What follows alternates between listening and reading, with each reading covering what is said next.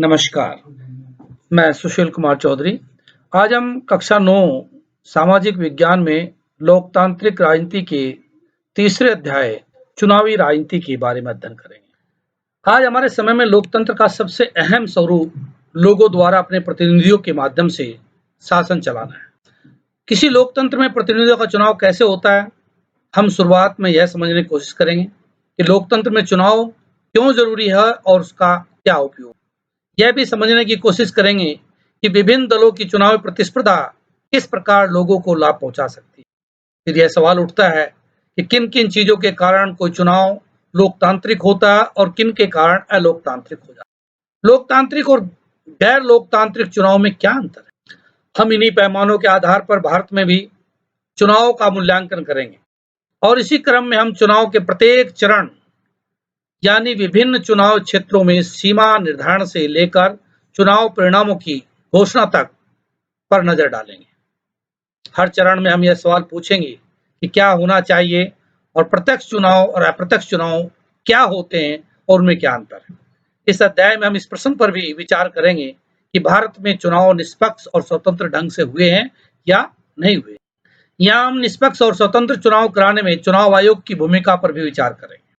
इस अध्याय के कुछ महत्वपूर्ण बिंदु चुनावी राजनीति। प्रथम बिंदु है चुनाव क्या है, चुनाव की जरूरत क्या है, चुनाव की प्रणाली कौन कौन सी है, भारत में चुनाव की प्रणाली व प्रक्रिया क्या है, भारत के चुनाव क्यों लोकतांत्रिक है। इन बिंदुओं को आधार मानते हुए हम इस अध्याय का अध्ययन करेंगे। चुनाव क्यों, हम लोकतांत्रिक शासन प्रणाली वाले देश में रहते हैं जहाँ पर जनता के पास ही शासन की शक्ति होती है और जनता अपनी उस शक्ति को अपने वोट के अपने मत के माध्यम से अपने प्रतिनिधि को देती है।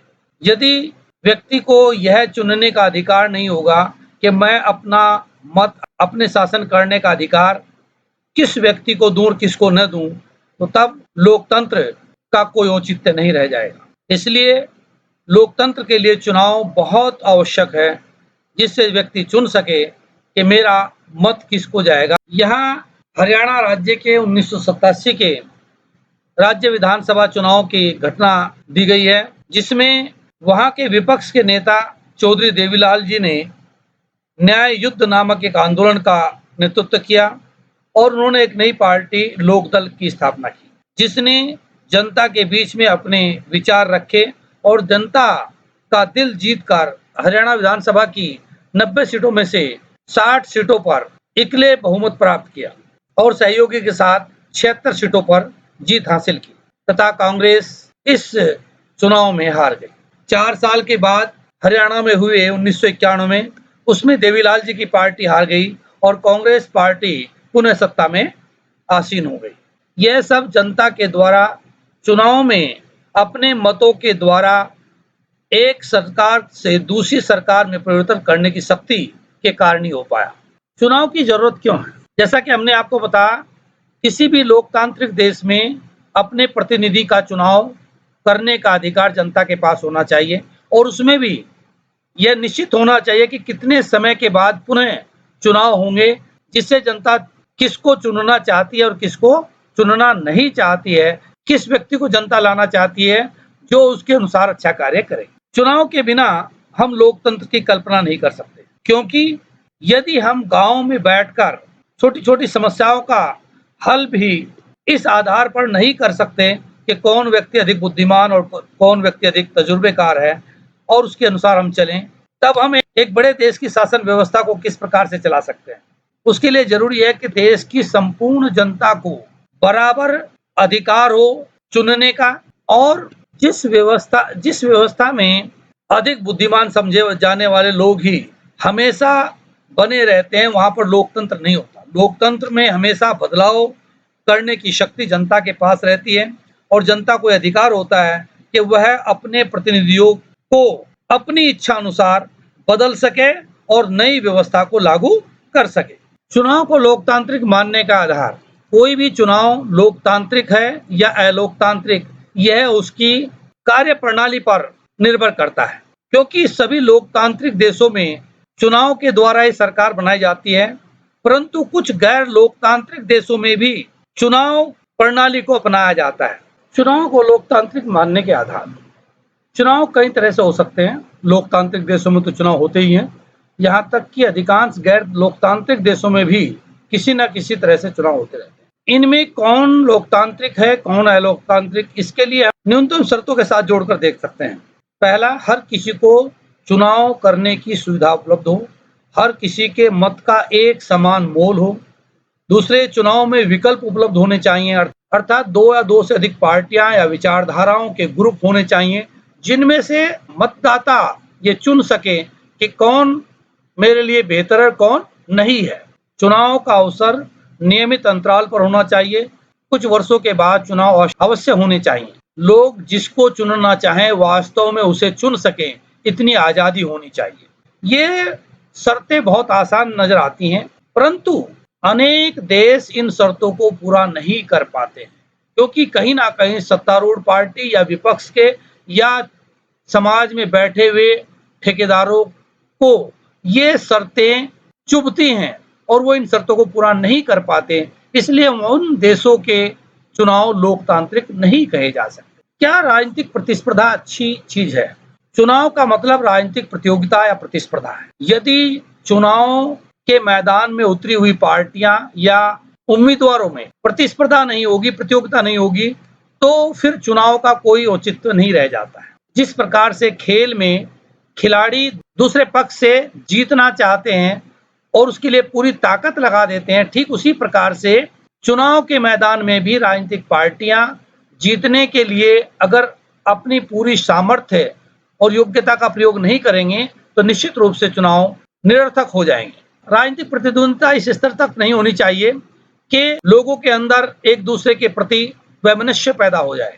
हम जानते हैं कि राजनीतिक में पार्टियां एक दूसरे के विरोध में बहुत कुछ बोलती हैं और कई बार उन राजनीतिक पार्टियों के प्रतिनिधि आपस में इतना द्वेष पैदा कर देते हैं कि लोगों के बीच भी बंटवारा हो जाता है।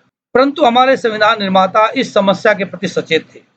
फिर भी उन्होंने भविष्य के नेताओं के लिए चुनाव मुक्त चुनाव प्रणाली को ही बेहतर समझा, क्योंकि भविष्य में यही प्रतिनिधियों के चुनाव का सर्वोत्तम उपाय होता है। सभी नेता लोगों की सेवा की प्रेरणा से राजनीति में नहीं आते और कई बार बहुत से लोग लोगों की सेवा करने की प्रेरणा से राजनीति में आते हैं, परंतु जिस प्रकार की उस देश की जनता होगी उसी प्रकार के विचारों के नेता भी उत्पन्न होने लगते हैं। हमें चाहिए हम उन नेताओं को प्राथमिकता दें जो जनता की सेवा करने के लिए राजनीति में आए हैं। ऐसे लोगों को हम राजनीति से दूर करें या उन्हें राजनीति से निकालने का प्रयास करें जो जनता की सेवा के बजाय अपने हित के लिए या अपने स्वार्थों के लिए राजनीति में आए हों। ऐसे लोगों को हमें राजनीति से दूर करने के लिए सबसे अच्छा तरीका है कि हम चुनाव में उन लोगों को न चुनें और अच्छे लोगों को चुनाव में चुनें। यदि हम इस प्रकार से करेंगे तो निश्चित रूप से सभी पार्टियां ऐसे लोगों को टिकट देंगी जो लोगों की सेवा के लिए आए हैं या जो लोगों की सेवा ही करना चाहते हैं, और धीरे धीरे राजनीति से बाकी सब लोग बाहर हो जाएंगे, केवल वही लोग रहेंगे जो जनता की सेवा के लिए आए हैं। चुनाव की हमारी प्रणाली क्या है?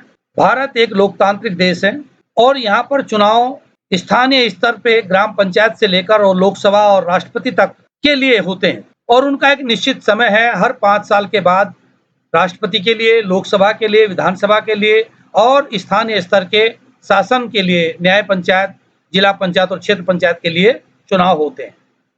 इसमें जनता यदि चाहे तो उन्हीं प्रतिनिधियों को चुन सकती है जो पूर्व में थे और जनता यदि चाहे तो किसी दूसरे प्रतिनिधि को चुनने के लिए आजाद होती है।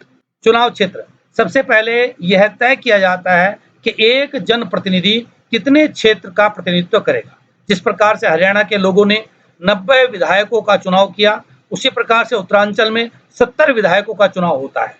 अर्थात उत्तराखंड को 70 विधानसभा क्षेत्रों में या चुनाव क्षेत्रों में बांट दिया जाता है और प्रत्येक क्षेत्र से एक प्रतिनिधि चुनकर विधानसभा में जाता है। यह भारत का मानचित्र है जिसमें भारत के 543 लोकसभा क्षेत्रों को अलग अलग दिखाया गया है।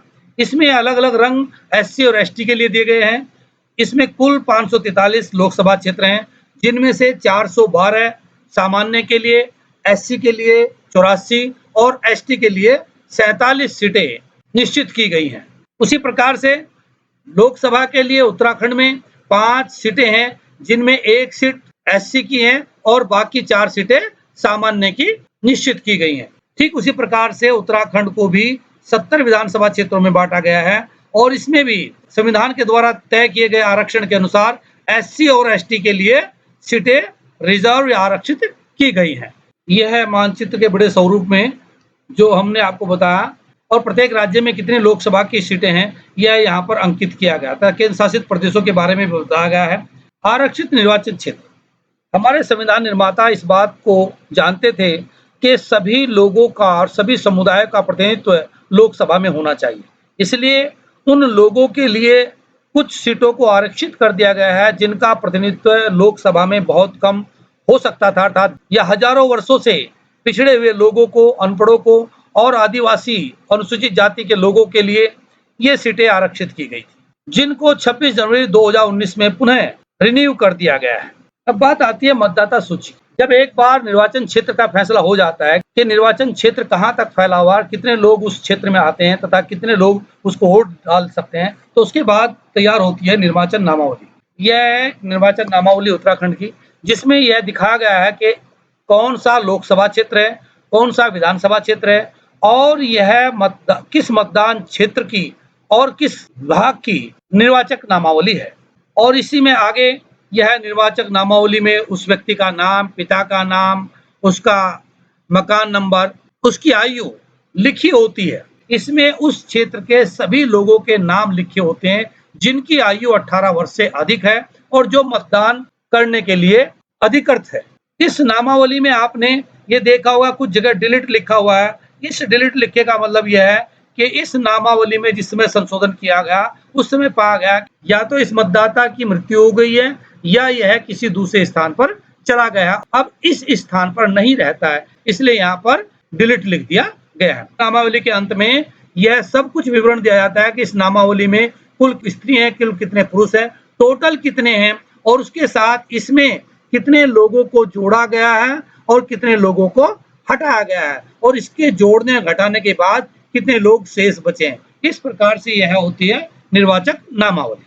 निर्वाचक नामावली में नाम होने के बाद उस व्यक्ति को चुनाव आयोग के द्वारा आइडेंटिटी कार्ड दिया हुआ है जिसमें उसके बारे में पूरा विवरण है, उसको दिखाकर ही वह वोट डाल सकता है, जिससे पता लगे कि वोट डालने वाला व्यक्ति वही है जिसका नाम निर्वाचक नामावली में। और यदि यह नहीं होता तो कोई दूसरा पहचान की आईडी जो सरकार के द्वारा तय की गई, जैसे कि आधार कार्ड, इसके माध्यम से भी आप जो है अपने मत का प्रयोग कर सकते हैं। इसके बाद आता है उम्मीदवारों का नामांकन। जैसा कि हमने ऊपर बताया, लोकतांत्रिक चुनाव में लोगों के पास वास्तविक विकल्प होना चाहिए, इसलिए चुनाव लड़ने वाले सभी पार्टियां और सभी विचारधारा के लोग अपने अपने एक उम्मीदवार को खड़ा करते हैं। उस उम्मीदवार द्वारा उस क्षेत्र में अपना नामांकन किया जाता है। वही व्यक्ति चुनाव में उम्मीदवार हो सकता है जिसकी आयु कम से कम 25 वर्ष हो। जब कोई पार्टी किसी व्यक्ति को अपना चिन्ह दे देती है, अपना समर्थन दे देती है, तो इसी को हम सामान्य भाषा में टिकट देना कहते हैं।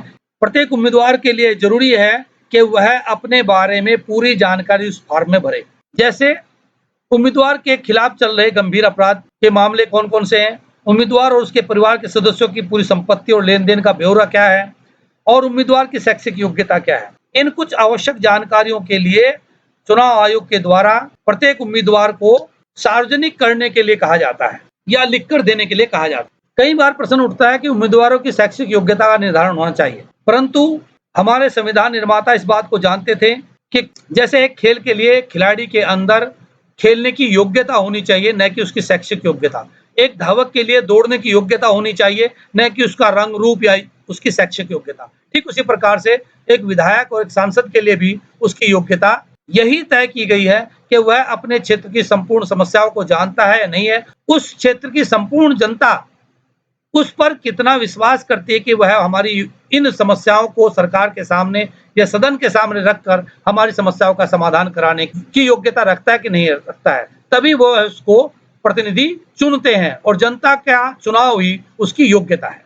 चुनाव अभियान, जैसे ही उम्मीदवार के द्वारा अपना नामांकन कर दिया जाता है, उसके बाद चुनाव आयोग के द्वारा सभी उम्मीदवारों को अंतिम सूची में रखकर ये घोषणा कर दी जाती है कि किस किस व्यक्ति का नामांकन सही पाया गया और किस किस व्यक्ति का नामांकन सही नहीं पाया गया।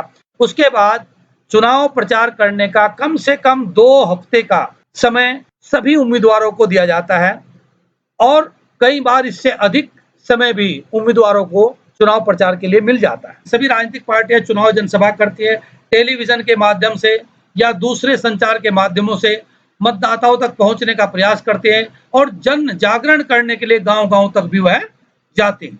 जैसे इंदिरा गांधी के समय में एक नारा दिया गया था, गरीबी हटाओ। उसके बाद 1977 में एक नारा दिया गया जयप्रकाश नारायण जी के द्वारा, लोकतंत्र बचाओ। और उसी प्रकार से हर चुनाव में कोई ना कोई नारा दिया जाता है। जनप्रतिनिधि और इनकी पार्टियां लोगों से अनेक वायदे करते हैं जो जनता को लुभाने के लिए और समझाने के लिए आवश्यक हो जाते हैं। फिर भी कुछ कार्य ऐसे हैं जो किसी भी पार्टी के करने के लिए निषेध है। जैसे मतदाताओं को प्रलोभन देना या घूस देना या धमकी देना उनको। उसी प्रकार से जाति या धर्म के नाम पर वोट मांगना भी निषेध है। चुनाव अभियान में सरकारी संसाधनों का इस्तेमाल करना भी निषेध है और लोकसभा चुनाव में एक निर्वाचन क्षेत्र में 25 लाख या विधानसभा में 10 लाख रुपए से ज्यादा अर्थात चुनाव आयोग के द्वारा समय-समय पर तय की गई धनराशि से ज्यादा खर्च करना भी निषेध माना जाता है और जो प्रतिनिधि इन नियमों का उल्लंघन करता है उसे आचार संहिता का उल्लंघन माना जाता है और आचार संहिता का उल्लंघन करने के बाद चुनाव आयोग के पास यह पावर होती है या शक्ति होती है कि उसके चुनने के बाद भी चुनाव को रद्द कर सकता है और पुनः चुनाव कराए जा सकते हैं। मतदान और मतगणना। चुनाव का आखिरी चरण होता है मतदाताओं द्वारा अपना वोट डालना। उस दिन आमतौर पर चुनाव का दिन होता है और लोग लाइन में लगकर अपना मत देने का इंतजार करते हैं। भारत में चुनाव प्रक्रिया का संपूर्ण कार्य भारतीय निर्वाचन आयोग के द्वारा कराया जाता है। यह निर्वाचन सदन दिल्ली में निर्वाचन आयोग का ऑफिस है। जिस दिन चुनाव होते हैं उस दिन सभी लोग अपना पहचान पत्र लेकर और बीएलओ के द्वारा निर्वाचक पर्ची दी जाती है, उसको लेकर सभी लाइन में खड़े हो जाते हैं इस प्रकार से और अपनी बारी का इंतजार करते हैं। स्त्री और पुरुषों की लाइन अलग-अलग होती है और सभी अपनी बारी का इंतजार करते हैं। उसके बाद यहाँ अंदर चुनाव अधिकारी बैठे होते हैं, इनमें से एक चुनाव अधिकारी उस व्यक्ति का नाम की पुष्टि करता है, दूसरा उसके हाथ पर चिन्ह लगाकर उसकी पहचान करता है और तीसरा उसे वोट डालने के लिए अधिकृत करता है यहाँ ये कंट्रोल यूनिट के द्वारा और फिर वह व्यक्ति यहाँ के इस गत्ते के बॉक्स के अंदर यहाँ पर बैलेट बॉक्स या बैलेट यूनिट रखी रहती है, उसका बटन दबाकर यहाँ पर वोट डाली जाती है। ये देखिए यहाँ पर इस प्रकार से चिन्ह लगाया जा रहा है इसकी पहचान करने के बाद और चिन्ह इस बात का प्रतीक होता है कि इस व्यक्ति ने वोट दे दिया है, मतदान कर दिया है, दोबारा मतदान नहीं करेगा। और इस प्रकार से पहले ये बॉक्स बने होते थे लोहे के, इसमें वह व्यक्ति पहचान चिन्ह के साथ वह व्यक्ति अपना मत डाल देता था। परंतु आजकल हमारे यहाँ पर चुनाव के लिए यह ईवीएम मशीन है और ईवीएम मशीन में भी और सुधार होते हुए यह प्रक्रिया अपनाई गई। यह कंट्रोल यूनिट है। कंट्रोल यूनिट के बाद फिर यहाँ पर ये लगाया गया है आपका बैलेट यूनिट के बीच में यहाँ पर लगा है वीवीपैट और इस वीवीपैट का इसलिए प्रयोग किया जाता है कि जैसे ही यहाँ से चुनाव अधिकारी देखिए यहाँ पर ये चुनाव अधिकारी जो वहाँ चुनाव कक्ष के अंदर एजेंट है उन्हें मॉक पोल करके दिखा रही है और यहाँ से ये कंट्रोल यूनिट का बटन दबाती है और उसके बाद यहाँ बैलेट यूनिट का बटन दबाकर जिस भी व्यक्ति को इन्होंने बैलेट यूनिट का बटन दबा के वोट दिया है उस प्रतिनिधि के चुनाव चिन्ह यहाँ दिखाई देगा कुछ सेकंडों के लिए और इससे मतदान करने वाले व्यक्ति को यह पता चल जाएगा कि मैंने जिस व्यक्ति को वोट दिया है उसी व्यक्ति के पास वोट गया है या किसी अन्य के पास गया। चुनाव प्रणाली में और अधिक पारदर्शिता करने के लिए यह प्रणाली को अपनाया गया है। अब प्रश्न उठता है कि भारत में चुनाव क्यों लोकतांत्रिक हैं दूसरे देशों की अपेक्षा। हम चुनाव में गड़बड़ी और धांधली के बारे में पढ़ते रहते हैं, अखबार और टीवी में भी देखते रहते हैं कि अक्सर कोई ना कोई धांधली हो जाती है। अधिकांश खबरों में कुछ न कुछ तरह की गड़बड़ियां होती रहती हैं, जैसे मतदाता सूची में फर्जी नाम डालने का और असली नामों को गायब करने, शासक दल के द्वारा सरकारी सुविधाओं का दुरुपयोग करने का, अमीर आदमियों और बड़ी पार्टियों द्वारा बड़े पैमाने पर धन खर्च करने का, और मतदान के दिन चुनावी धांधली करने का या मतदाताओं को डराकर फर्जी मतदान डालने की गड़बड़ियां हमें सुनाई देती रहती हैं। परंतु इन सभी खबरों के बावजूद भी भारत में सौभाग्य से इतनी बड़ी गड़बड़ी नहीं होती जिससे कि चुनाव का उद्देश्य ही खत्म हो जाए। जिन जगहों पर गड़बड़ी होती है वहां पर शासन और चुनाव आयोग के द्वारा सख्त कदम उठाए जाते हैं और कई बार उन व्यक्तियों का चुनाव रद्द कर दिया जाता है या उन क्षेत्रों का चुनाव रद्द कर दिया जाता है जहां पर इस प्रकार की घटनाएं सुनने को मिलती हैं। अभी हमने आपको बताया कि भारत में स्वतंत्र चुनाव आयोग है जिस पर किसी सरकार या शासक का दबाव नहीं होता है। उसको ठीक उसी प्रकार से अधिकार प्राप्त होते हैं जिस प्रकार से हमारे न्यायपालिका को या सर्वोच्च न्यायालय को अधिकार प्राप्त है, ठीक उसी प्रकार के अधिकार हमारे चुनाव आयोग को भी प्राप्त है। इसी कारण से वह स्वतंत्र और निष्पक्ष चुनाव कराने में सक्षम भी है। हमारे देश का चुनाव आयोग ग्राम पंचायत से लेकर राष्ट्र तक के चुनाव कराता है और उसके पास अधिकार होते हैं कि निर्वाचन आयोग चुनाव की अधिसूचना जारी करने से लेकर और चुनाव के नतीजों की घोषणा तक पूरी चुनावी प्रक्रिया के संचालन का प्रत्येक पहलू चुनाव आयोग के द्वारा देखा। चुनाव आचार संहिता लागू करता है और उसका उल्लंघन करने वाले उम्मीदवारों और पार्टियों को सजा भी देता है। चुनाव के दौरान निर्वाचन आयोग सरकार को दिशा निर्देश मानने का आदेश दे सकता है। इसमें सरकार द्वारा सरकारी मशीनरी का दुरुपयोग रोका जा सकता है और अधिकारियों के तबादले भी चुनाव आयोग कर सकता है। सभी अधिकारियों की चुनाव में ड्यूटियां चुनाव आयोग के द्वारा लगाई जाती हैं और उसमें सरकार का किसी प्रकार का कोई नियंत्रण नहीं होता है। चुनाव में लोगों की भागीदारी। लोकतंत्र में चुनाव की प्रक्रिया की गुणवत्ता इसी बात पर निर्भर करती है कि अधिक से अधिक लोग उसमें हिस्सा लें। यदि लोगों का उत्साह, लोगों की भागीदारी कम होती है तो निश्चित रूप से चुनाव प्रक्रिया निष्पक्ष और स्वतंत्र नहीं रह सकती। इसलिए जरूरी है कि चुनाव में अधिक से अधिक लोग हिस्सा लें। इसके लिए भारत में सभी स्तर पर सरकार के द्वारा, चुनाव आयोग के द्वारा, प्रत्येक विद्यालय और शिक्षण संस्थाओं के द्वारा मतदान करने के लिए मतदाता जागरूकता अभियान चलाए जाते हैं। इसलिए भारत में प्रत्येक चुनाव के बाद अगले चुनाव में मतदाताओं का प्रतिशत बढ़ता चला जा रहा है और यह एक अच्छे लोकतंत्र की ओर बढ़ने के कदम है। भारत में अमीर लोगों की अपेक्षा गरीब, निरक्षर और कमजोर लोग ज्यादा संख्या में मतदान करते हैं क्योंकि उनको पता है कि मतदान करने से ही वह अपने इच्छित उम्मीदवार को चुन सकते हैं जो उनकी समस्याओं का अंत कर सकता है और उनको एक अच्छा जीवन जीने के लिए परिस्थितियां उत्पन्न करने के लिए सरकार से सहयोग कर सकता है। भारत में आम लोग चुनाव को बहुत महत्व देते हैं और साल दर साल चुनाव की प्रक्रिया में सुधार होता चला जा रहा है। यहाँ आप देखेंगे कि भारत में 1996, 1998, 1999, 1904 में होने वाले चुनाव में बार-बार उसका प्रतिशत बढ़ता चला जा रहा है। इस आरेख में बताया गया है कि कितने लोग ये सोचते हैं कि चुनाव में वोट डालने से फर्क पड़ता है। 67% लोग मानते हैं कि चुनाव में वोट डालने से फर्क पड़ता है।